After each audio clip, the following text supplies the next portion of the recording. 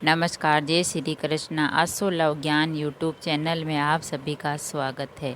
Friends, आज हम आपको इंदिरा एकादशी व्रत की एक पौराणिक कथा सुनाते हैं। इंदिरा एकादशी व्रत की पौराणिक कथा। इस कथा को सुनने से हमें बहुत पुण्य मिलता है और इंदिरा एकादशी का व्रत है वो श्राद्ध पक्ष में आता है।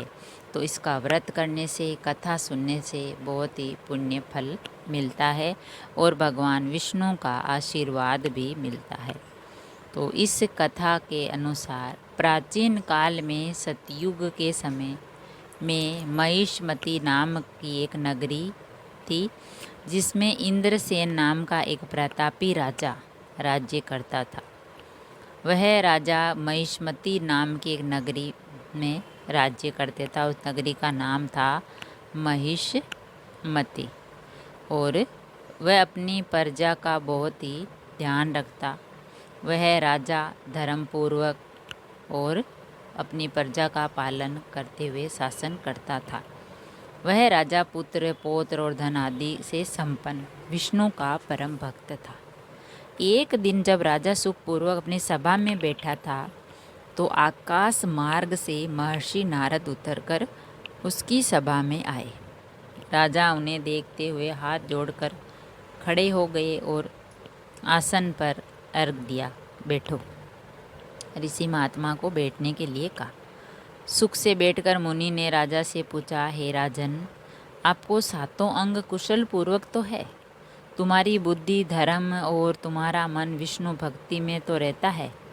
देवर्षि नारद की ऐसी बात सुनकर राजा ने कहा, हे महर्षि, आपकी कृपा से मेरे राज्य में सब कुशल है तथा मेरे यहाँ यज्ञ कर्म सुकृत हो रहे हैं। आप कृपा करके अपने आगमन का कारण बताइए कि आप किस कारण से यहाँ आए हैं। तब ऋषि कहने लगे, हे राजन, आप आश्चर्य देने वाले मेरे वचनों को सुनो। मैं एक समय ब्रह्मलोक से यमलोक हो गया। वहाँ श्रद्धापूर्वक यमराज से पूजित होकर मैंने धर्मशील और सत्यवान धर्मराज की प्रशंसा की। उसी यमराज की सभा में महान ज्ञानी और धर्मात्मा तुम्हारे पिता को एकादशी का व्रत भंग होने के कारण देखा। उन्होंने संदेशा दिया, सो मैं तुम्हें कहता हूँ। उन्होंने कहा कि पूर्व जन्म में मैं कोई विधन हो जाने के कारण मैं यमराज के निकट रह रहा हूँ। सो है, पुत्र, यदि तुम आश्विन कृष्ण इंदिरा एकादशी का व्रत मेरे निमित्त करो तो मुझे स्वर्ग की प्राप्ति हो सकती है। इतना सुनकर राजा कहने लगा, हे महर्षि, आप इस व्रत की विधि मुझे बताइए। नारद जी कहने लगे, आश्विन मास की कृष्ण पक्ष की दशमी के दिन प्रातः काल श्रद्धापूर्वक स्नान करके सभी निवृत्त होके कामों से पुनः दोपहर में नदी में जाकर स्नान करें। फिर श्रद्धापूर्वक पितरों का श्राद्ध करें और एक बार भोजन करें। प्रातः काल होने पर एकादशी के दिन दातुन आदि करके स्नान करें। फिर व्रत के नियमों को भक्तिपूर्वक ग्रहण करते हुए प्रतिज्ञा करें कि मैं आज संपूर्ण भोगों को त्याग कर निराहार एकादशी का व्रत करूँगा। हे पुंडरीकाक्ष, मैं आपकी शरण हूँ, आप मेरी रक्षा कीजिए। इस प्रकार नियम पूर्वक शालिग्राम की मूर्ति के आगे विधि पूर्वक श्राद्ध करके योग्य ब्राह्मणों को फलाहार का भोजन कराएं और दक्षिणा देवें। पितरों के श्राद्ध से जो बच जाए उसको सूंघ कर गौ को खिलाएं, यानी गाय को खिलाएं और धूप दीप गंध पुष्प नवेद आदि सब सामग्री ऋषिकेश भगवान का पूजन करें। रात में भगवान के निकट जागरण करें। उसके बाद द्वादशी के दिन सुबह होने पर भगवान विष्णु का पूजन करके ब्राह्मणों को भोजन करें। भाई बंधुओं, स्त्री और पुत्र सहित आप भी मौन होकर भोजन करें। नारद जी कहने लगे, हे राजन, इस विधि से यदि तुम आलस्य रहित होकर इस एकादशी का व्रत करोगे तो तुम्हारे पिता अवश्य ही स्वर्ग लोक को जाएंगे। इतना कहकर नारद जी अंतर ध्यान हो गए।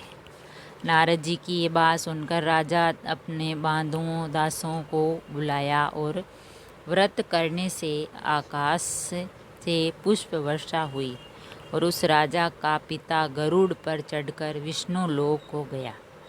राजा इंद्रसेन भी एकादशी के व्रत के प्रभाव से निष्कंटक राज्य करके अंत में अपने पुत्र को सिंहासन पर बैठाकर स्वर्ग लोक को गया। हे युधिष्ठिर, ये इंदिरा एकादशी के व्रत का महात्म्य मैंने तुमसे कहा।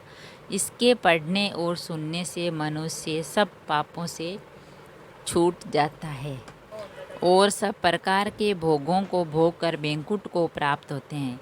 इतना ही नहीं, इस व्रत से पितृदोष दूर होता है तथा पितृदोष से भी मुक्ति मिलती है। तो फ्रेंड्स, ये थी इंदिरा एकादशी व्रत की कथा। इस कथा को सुनने से और इंदिरा एकादशी का व्रत करने से जो पितृ है पूज्य, जो पहले सही हुए, उनको भी आत्मा को शांति मिलती है पूर्वजों की, और वे स्वर्ग लोक में वास करते हैं। तो इस इंदिरा एकादशी का फल उन्हें मिलता है।